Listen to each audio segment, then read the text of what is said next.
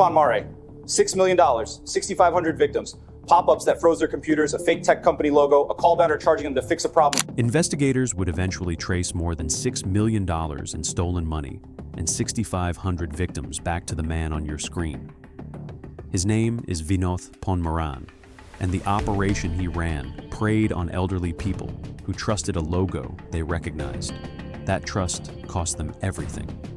I created that customers with computer problems. I was not responsible for how every call was handled. She believed it was a real warning. The pop-up filled her screen with red text, a familiar corporate logo at the top, and a phone number underneath. Her computer was frozen. She called the number. 10 months later, she had paid $4,300 to men she would never meet for a problem that never existed. She was one of approximately 6,500 people who called. The total amount taken, more than $6 million. The architect was a 36-year-old man who ran a call center floor from a continent away. His name was Vinoth Ponmaran, and on July 31st, 2024, a federal judge would sentence him to 7 years in federal prison for what those pop-ups actually were. Pay attention to the number you just heard, 6,500 victims. Now think about how long it took anyone in a position to do something to actually do something. Drop your guess in the comments. Subscribe if you haven't, because this channel breaks down how these schemes are actually built, and the architecture of this one is colder than you think. Vinoth Ponmaran was born in Tamil Nadu, India, in 1987, in a coastal city where the early Indian information technology industry was just beginning to reach families like his. His father worked in textile distribution. His mother taught primary school. They were not poor. They were not wealthy. They were the precise middle class that defined the generation of Indian parents who told their sons that education in technical fields was the path that did not fail. By the time Vinoth was in his early teens, the family had a single shared desktop computer in the front room of the house, a beige tower with a CRT monitor, and Vinoth was the one in the house who knew how to make it work. He installed software. He fixed driver errors. He taught his mother how to send email. When the family modem stopped connecting in the middle of a monsoon, he was the one who climbed onto the small balcony with a screwdriver and a phone book to call the internet provider. He was, by every account from his school years, a quiet and quick student. Teachers wrote that he was methodical, that he showed strong aptitude for technical subjects, and that he worked well independently. He won a small inter-school programming competition at age 14. His name appeared in a local Tamil language newspaper in 3 columns and a smudged grayscale photograph. His parents framed that clipping. It sat on a side table in the family home for years. He attended a polytechnic institute and then a private engineering college, finishing with a bachelor's degree in information technology. The diploma was a real diploma. The training was real training. He sat in classrooms with students who would go on to work for some of the largest legitimate technology companies in the world. His first job after college was at a call center in Chennai, a Tier 2 operation handling billing inquiries for a United States telecommunications client. He worked the overnight shift. The hours were brutal. The pay was modest, the equivalent of approximately $300 a month at the time. But the work taught him something more valuable than the paycheck. It taught him how a call center floor was structured, the script, the rebuttal lines, the metrics, the supervisors above the supervisors, the quality assurance recordings, the way an entire floor of a building could be calibrated to extract a specific outcome from a specific kind of person on the other end of a phone line. He was promoted within 14 months, then again the following year. By his mid-20s, Ponmaran was running a team. Performance reviews described him as detail-oriented, patient under pressure, and demonstrating strong leadership potential with junior agents. He was the man who stayed late, who reviewed call recordings, who could explain to a new hire exactly which 2 words to say when a customer asked to speak to a manager. That was the legitimate version of his career. It was also the apprenticeship. He married in his mid-20s. He had relatives in the United States, and the path toward an American visa opened up slowly. He took English classes to soften his accent. He learned the way Americans spoke on the phone, the rhythms and the slang, the social cues that distinguished a sales call from a service call. He absorbed every detail. Sometime in late 2014 or early 2015, the work he managed changed. The call center floor began handling a different kind of inbound call. The clients were no longer telecom companies in the United States. The clients were no longer real companies at all. The calls came from people who had just seen something appear on their home computer and believed something was very wrong. Older voices, frightened voices, voices that opened the call with, "Hello, I think my computer has been hacked." Ponmaran did not have to redesign the floor. He only had to keep it running. He began moving between Chennai and New York for stretches at a time on a U.S. visa, traveling between the call center in India and the network of people he was building inside the United States. From the outside, he looked like an Indian technology professional doing what hundreds of thousands of others did legally every year. He had a passport with stamps. He had business cards. He had a polite, slightly nervous smile when he ordered coffee at the deli on his block. He was none of what he appeared to be. His parents in Tamil Nadu still kept the framed newspaper clipping from when he was 14. They told relatives that their son worked in technology in America. The relatives were proud. The clipping never came down. To understand what Ponmaran was actually running, you have to understand the architecture of a technical support fraud call center. It is not a chaotic operation. It is not a small group of men in a basement with burner phones. It is a building. It is a floor. It is rows of cubicles with headsets, scripts taped to the partition walls in plastic sleeves, supervisors walking the aisles with clipboards, and a queue management system displayed on a large screen at the front of the room, showing how many calls are in line and how long the average call is lasting. The call center Ponmaran managed operated out of India. It looked, to anyone who walked into the lobby, like a legitimate outsourced customer service business. There was a reception desk. There were ID badges on lanyards. There were HR forms and onboarding paperwork. New hires were trained for 2 weeks on a script. They were told that the work involved helping American and Canadian customers fix technical problems on their computers. Many of them, especially in the early months, may have believed that. The script itself was the engine.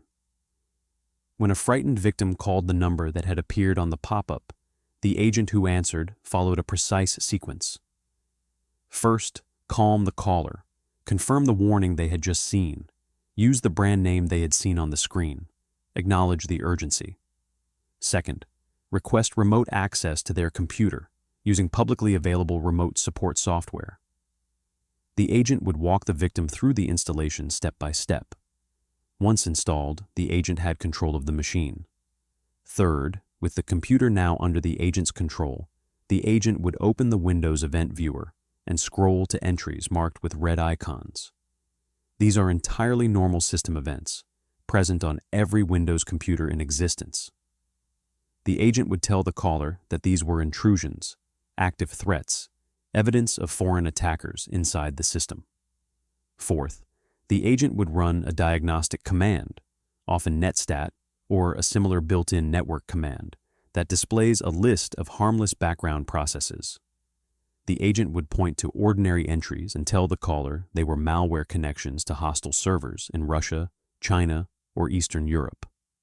Fifth, the agent would present a tiered service package.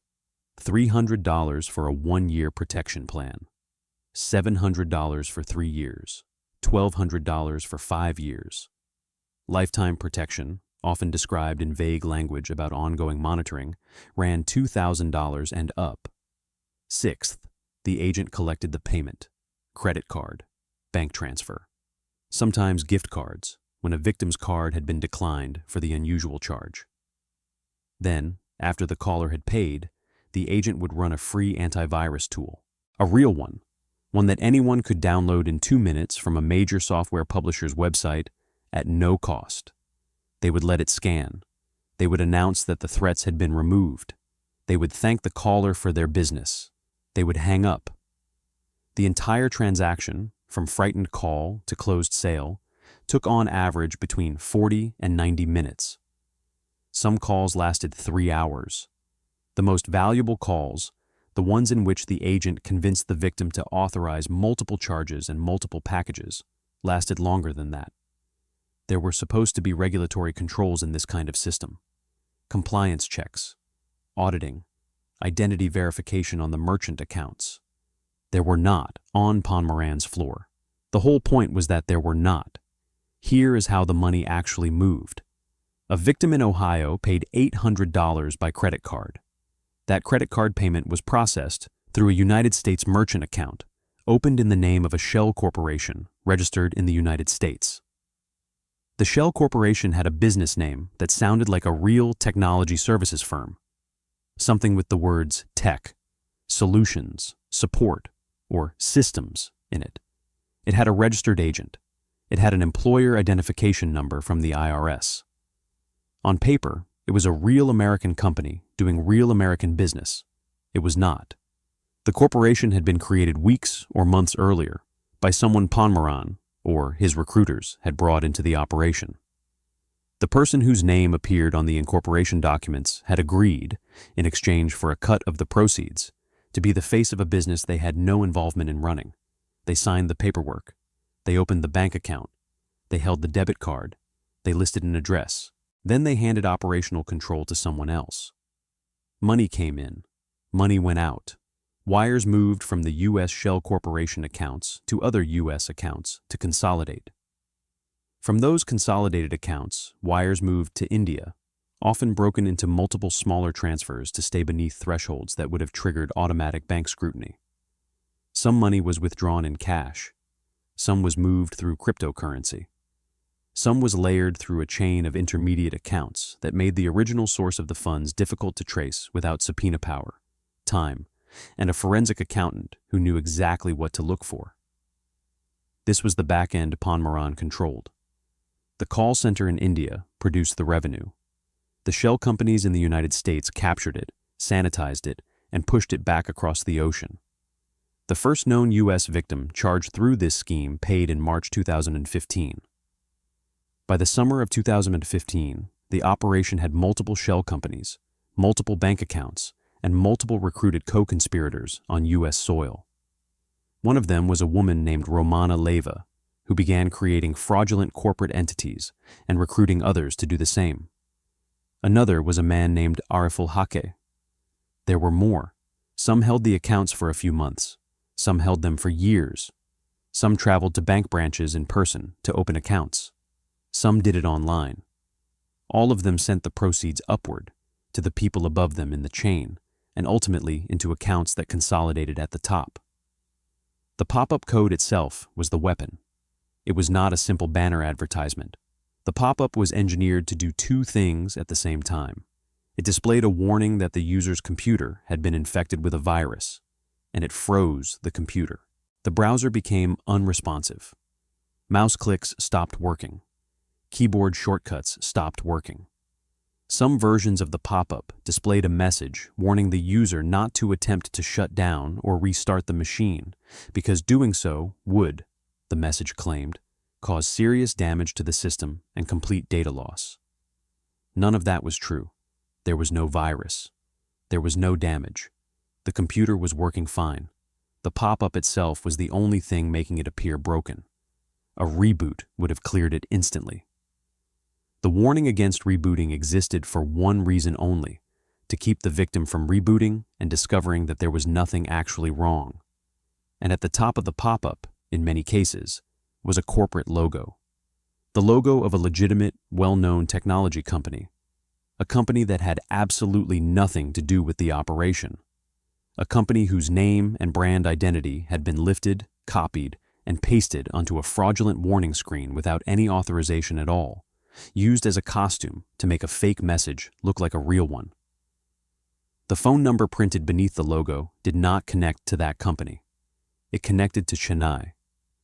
The victims who called were, by design, people who would trust that logo: older Americans, older Canadians, people who had grown up with that brand, people who had used that brand's products their entire adult lives.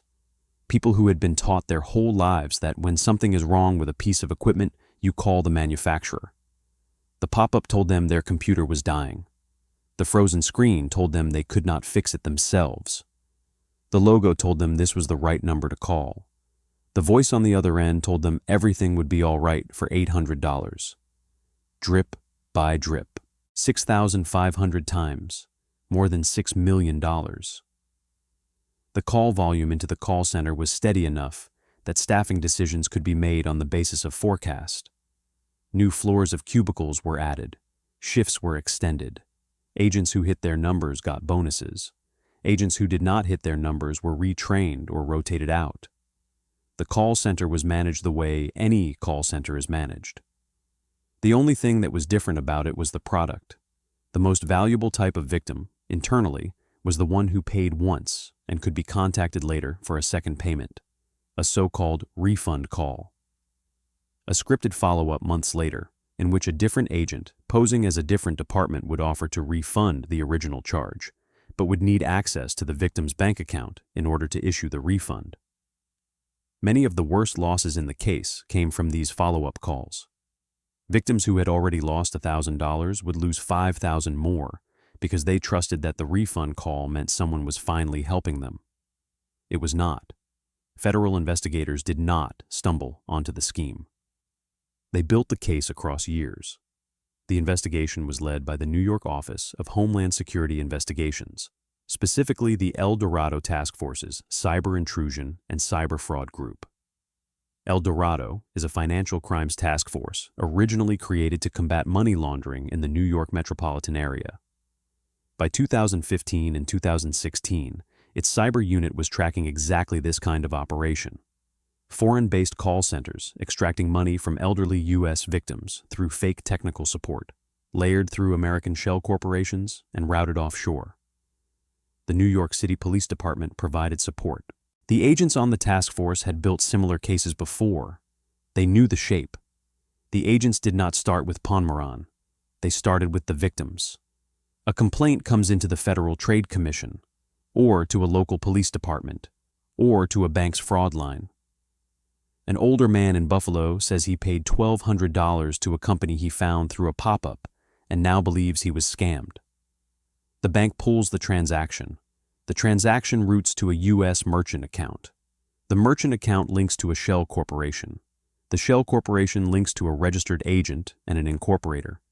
The incorporator, when interviewed, says they were paid a few $100s to put their name on the paperwork. They name the person who recruited them.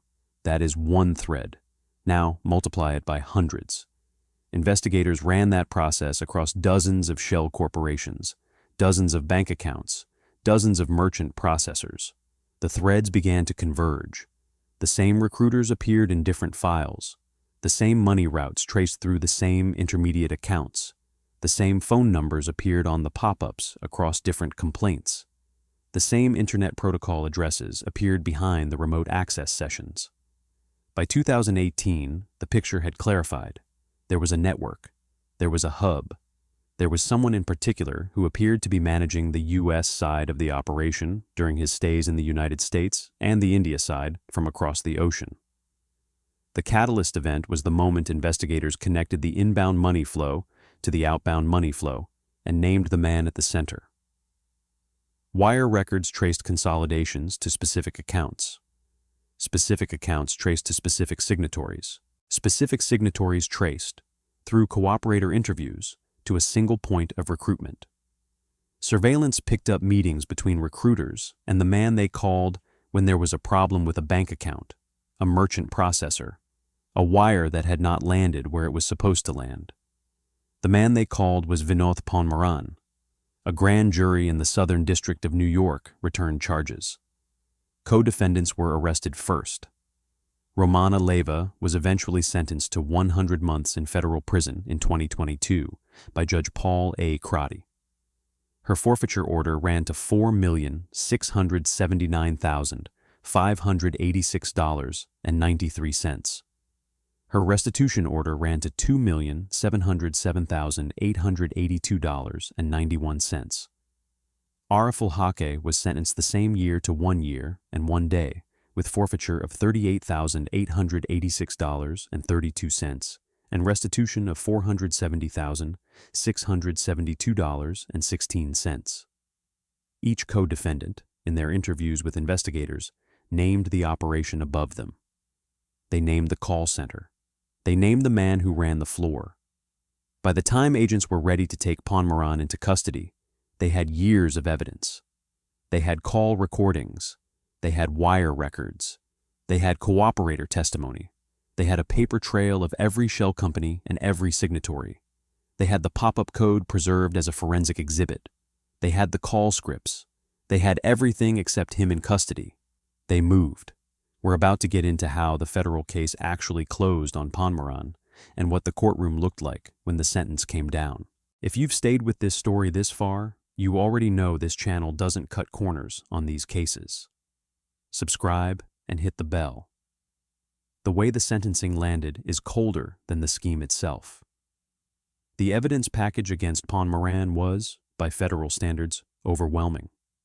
Investigators had recovered samples of the pop-up code itself. Forensic analysts examined how it executed in the browser.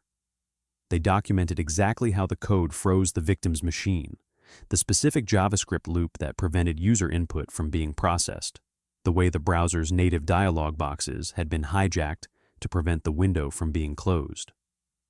They documented exactly which legitimate corporate logo had been embedded in the warning screen and how the underlying image file had been modified to include the fraudulent phone number.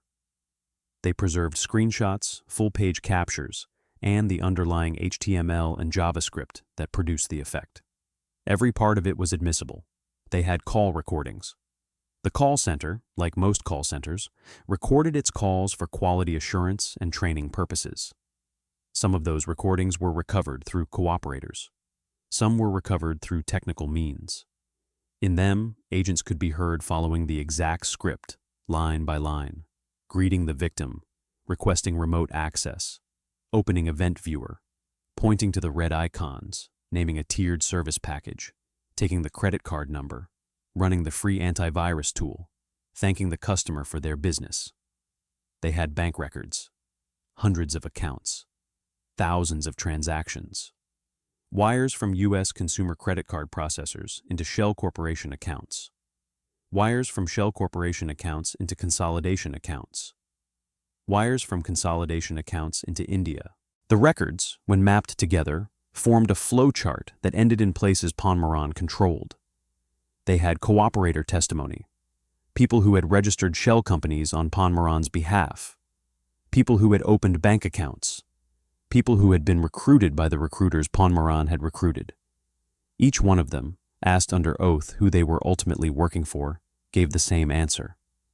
They had electronic communications, messages directing the opening of accounts, messages directing the movement of funds, messages discussing operational problems with the call center floor in India. Each one tied to a phone or email account that tied back, through subscriber records and metadata, to Ponmaran. And they had the victims, more than 6,000 of them, by count. Federal prosecutors did not need every single victim to testify. They needed a representative selection. They had affidavits and statements from victims in 19 states and several Canadian provinces. A retired schoolteacher in Pennsylvania who paid $2,300 over 2 sessions. A widower in Saskatchewan who paid $800. A grandmother in Florida who paid $1,400. A man in Ohio who paid $1,200 and then, 6 months later, was contacted by what he was told was a refund department, claiming it could return his money, but needing access to his bank account in order to do so. He gave it to them. They took $6,000 more. A 78-year-old man in Vermont who had paid $700 and then, weeks later, sat at his kitchen table and tried to write down everything he could remember about the call in case it might help someone. He filled 3 pages of a yellow legal pad. He gave the pad to his daughter. She gave it to the FBI. It was eventually attached as part of a victim impact filing. That was the operation. That was the architecture. That was the evidence. The arrest came. The arrest took place in New York. Ponmaran was taken into federal custody, by Homeland Security investigations agents working with the New York City Police Department. He was processed at a federal facility in Lower Manhattan. The interview that followed was conducted by HSI agents with attorneys present. Ponmaran was 36 years old. He had been managing the operation for approximately 3 years and had been involved in similar work for longer than that. He had traveled in and out of the United States multiple times. He had, by his own later admissions in court, full knowledge of what the operation was and full operational control over the call center floor. In the interview room, an agent slid a printout across the table, a screenshot of one of the pop-up windows. "Do you recognize this?" Ponmaran looked at the printout for a long moment. The fluorescent light above the table buzzed faintly. He did not pick up the page. "I would like to speak with my attorney." The agent placed a second document on the table. A list of shell corporations, names printed in a neat column, dates of incorporation beside each. "Do you recognize any of these names? I would like to speak with my attorney." The agent placed a third document, bank wire records, with specific transfers highlighted in yellow. These transfers are dated between June 2016 and November 2017. "Can you tell me about them? I would like to speak with my attorney." That was the end of the interview. Ponmaran did not deny anything. He did not admit anything. He did not justify anything. He did not provide an explanation. He said the same sentence 3 times, in the same flat tone, and then he stopped speaking entirely. He was placed in pre-trial detention. Within a year, his defense team had reached the same conclusion the agents already had. The evidence was overwhelming. There was no available path to acquittal. There was only the question of how to negotiate the sentence and what factors could be presented in mitigation at sentencing. Vinoth Ponmaran agreed to plead guilty to conspiracy to commit fraud. The plea was entered before United States District Judge Vernon S. Broderick in the Southern District of New York. The prosecution was handled by the Complex Frauds and Cybercrime Unit of the United States Attorney's Office for the Southern District of New York. Assistant United States Attorney Michael D. Neff led the case. Sentencing took place on July 31, 2024. The government's sentencing memorandum laid out the scope of the conduct in plain language. More than 6,500 victims. More than $6 million in losses.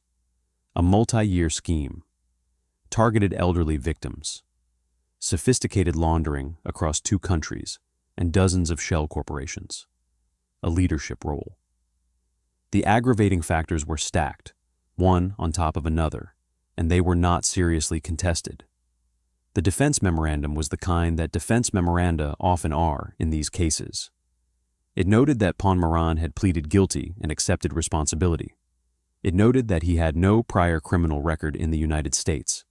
It noted that he had a family. It asked the court to consider a sentence below the upper end of the guidelines range, citing the defendant's cooperation in resolving the case without trial and his expression of remorse. The court was not persuaded to go light. Several victim impact statements were submitted to the court. One was from the daughter of an elderly Canadian victim. She wrote that her father had paid one of the call centers $1,100 across 3 sessions. He had been embarrassed afterward.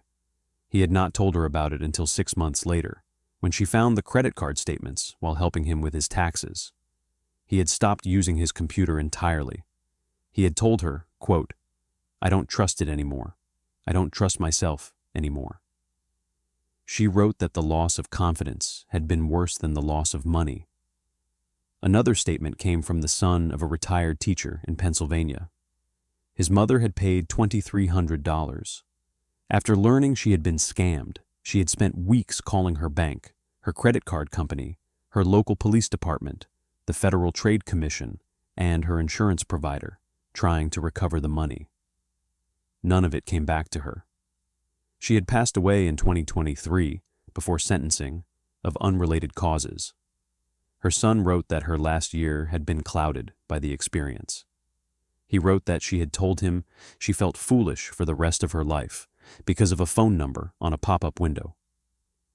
A third statement came from a niece writing on behalf of her uncle, who could no longer write his own. He was 81 years old. He had paid 4 separate charges to the call center, totaling just over $3,600. He could not remember, by the time the case reached sentencing, all of the details of what had happened. But he could remember the logo on the screen. He had told his niece that the logo was what made him pick up the phone. He had told her, again and again, that he could not understand how a company he had trusted his whole life would do something like this. The niece's statement, addressed directly to the court, explained gently that the company had not done it. The criminals had used the logo without permission. The criminals were the ones being sentenced. Her uncle, she wrote, was unable to fully accept that distinction. To him, the trust he had felt for the brand and the betrayal he had felt from the call were one and the same. Judge Broderick addressed Ponmaran from the bench. He described the conduct as a calculated, sustained attack on a vulnerable population. He noted that the defendant had not been a low-level participant. He had run a floor. He had built and managed the system. He had recruited the recruiters. The targeting of the elderly, the judge said, was not incidental to the scheme. It was the business model. Trust, the judge said, had been the asset the defendant farmed, and he had farmed it at industrial scale. The court imposed a sentence of 7 years in federal prison, 3 years of supervised release to follow, and a forfeiture order in the amount of $6,110,884.51. Vinoth Ponmaran was remanded to the custody of the United States Marshals Service. He will serve his sentence within the Federal Bureau of Prison System. As a non-citizen convicted of a serious federal felony, he is subject to removal proceedings upon completion of his sentence. He will not be released back into the United States. He will be returned to India. The call center floor Ponmaran ran is gone. The cubicles have been emptied. The headsets have been collected. The script binders have been seized as evidence and entered into the federal record. But the pop-ups still appear on screens around the world, run by other operations, in other countries, by other people. The script is the same. The script is always the same. A frightened voice on a phone, a logo on a screen, a frozen computer, a friendly technician offering to help for a few $100s, a drip in a bucket that, 6,000 drips later, becomes $6 million. The next time an elderly person in Buffalo or Saskatchewan or Vermont calls the number on a pop-up window, somebody answers. This case was cold. But the case on the right-hand side is a different kind of cold, and you need to see how it ended.